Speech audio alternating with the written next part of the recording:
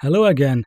In the Source Engine, every button can only have up to 2 outputs to turn something on and off.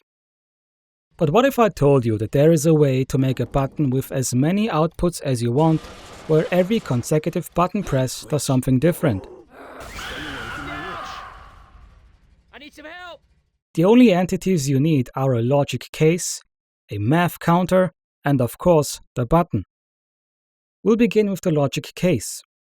Give the logic case a name of your choice, and then populate the case key values with numbers.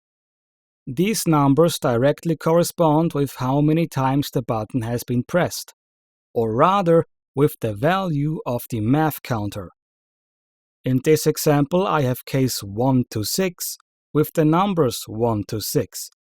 That means if the math counter has counted 1, case 1 fires. If it counts 2, case 2 fires.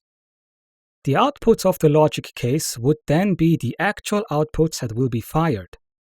On case 1 being the first button press, which on my end turns the vehicle color to red.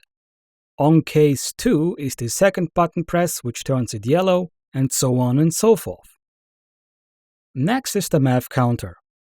Give it a name of your choice again, and then set the maximum legal value to however many button presses you want to have available. I have a total of 6 outputs I want to fire, so the maximum legal value must be 6. The outputs of the math counter are as simple as can be. Output named outValue, target entities being your logic case, and input is inValue. And if you want the button to loop, which means that if you press it 6 times and you want it to start again from the beginning, you can have an output named of onHitMax, target entity being self, and input being setValue with a parameter of 0. And lastly, the button. The only outputs you need for the button are onPressed, the math counter, via the input add with a parameter override of 1. And if you want, like in this example, I have a button prop that gets animated anytime I press the button itself. And that's already the whole setup.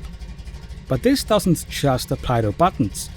You can use this for any entity that can fire outputs. Did you know that dynamic props have an output for taking damage?